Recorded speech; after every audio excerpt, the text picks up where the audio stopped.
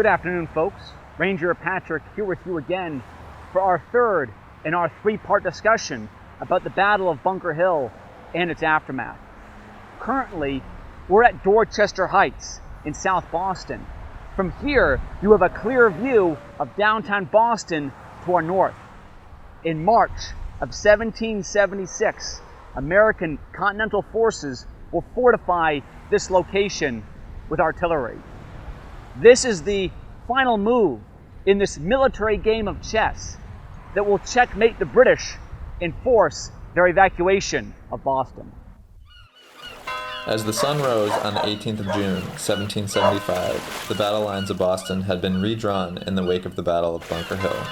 The dead colonial and British troops were buried, often close to where they fell. British survivors were ferried back to Boston, where hundreds more succumbed to their wounds. Loyalist Anne Holton wrote, "In the evening the streets were filled with the wounded and the dying, the sight of which, with the lamentations of the women and children over their husbands and fathers, pierced one to the soul."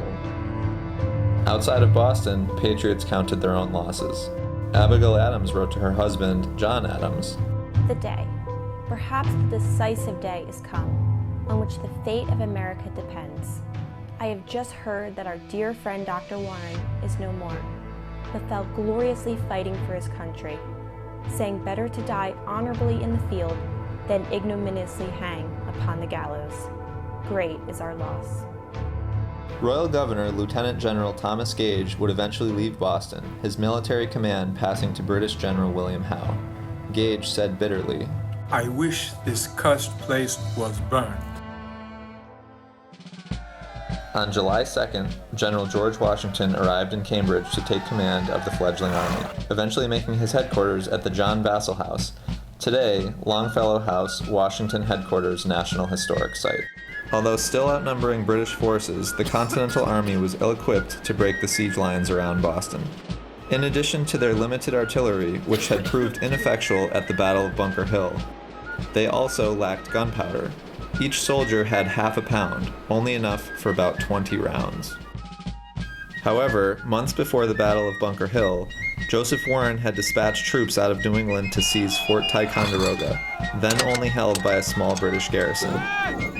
Green Mountain Boys, led by Ethan Allen and Colonel Benedict Arnold, surprised the fort on the night of May 10, 1775, capturing it with barely a shot fired. Located there was a significant stockpile of cannons, now in colonial possession. Enter Henry Knox, a 25-year-old bookseller who had left Boston during the siege and applied what he had read in military books to engineering and artillery.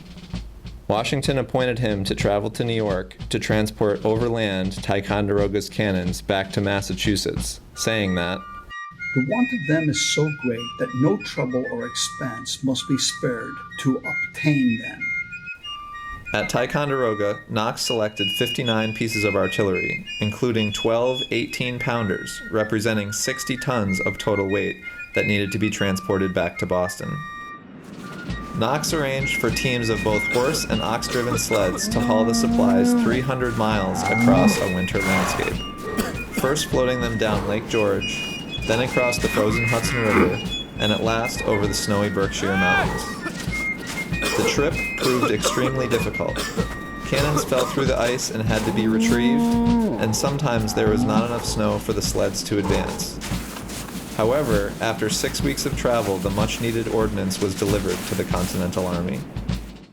In the scramble to fortify the three strategic hilltops around Boston, the British and colonists were even. The British in Charlestown, the colonists in Roxbury. Only Dorchester Heights was left undefended. Whoever controlled it would tip the ultimate balance of power. Now properly equipped, Washington and his generals were ready to act on March 4th, 1776. Erecting a screen to shield their movements and muffling the wheels of their wagons, Continental troops under the command of General John Thomas transported artillery to Dorchester, their movement further covered by cannon fire from Cambridge.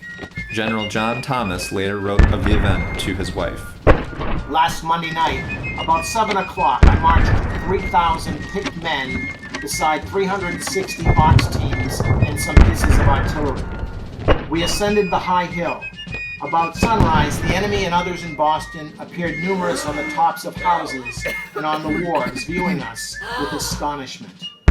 It was March 5th, the 6th anniversary of the Boston Massacre. British General William Howe despaired. My God, these fellows have done more work in one night than I could make my army do in 3 months. From here, the Continental troops could now fire directly into Boston and also on all the ships in Boston Harbor, thus threatening to sever the supply line between the British garrison and Great Britain. A British attack against the heights here was planned from Castle Island, but called off due to a wintry storm. In the aftermath of the Battle of Bunker Hill, there wasn't a lot of appetite for another frontal assault against a well-defended colonial position. British General William Howe realized his position was no longer tenable. The British would have to evacuate Boston. An agreement was arranged between American forces and British forces that as long as the British did not inflict any more punitive damage upon Boston, they would not be harassed as they were attempting to withdraw and sail away. On March 17th, 120 ships carrying 11,000 people, soldiers and loyalist civilians alike, departed Boston, heading for Halifax, Nova Scotia. The 11-month siege of Boston, one of the longest in American military history, was over. Ironically, the British left behind even more cannons than had been captured at Ticonderoga. If they had attacked, as Washington planned, the young Continental Army might not have survived the siege of Boston. The town of Boston was almost impregnable, every avenue fortified. As it was, they did not have much time to celebrate and headed south to New York. The British would be back shortly and in greater numbers. The bodies of the colonists who had been buried at the Bunker Hill battlefield could be recovered, including the remains of Joseph Warren, who was identified by Paul Revere because of Warren's false tooth Revere himself had crafted. On both sides of the Atlantic, the shock was profoundly felt. King George III had already dismissed the Olive Branch petition and declared the colonies to be in a state of rebellion. With any chance of reconciliation now past, the Second Continental Congress decided that a Declaration of Independence was the only possible way forward. Congress unanimously voted for separation from Great Britain on July 2nd, and on July 4th, the Declaration was ratified. No longer would Americans fight for their rights as subjects of an empire, but rather as citizens of a republic. Today, 224 years later, this site is preserved by the National Park Service. Behind me is the Dorchester Heights Monument, 115 feet tall, made out of white marble. Construction began in 1898 to commemorate Boston's Revolutionary War past, and it was completed in 1902.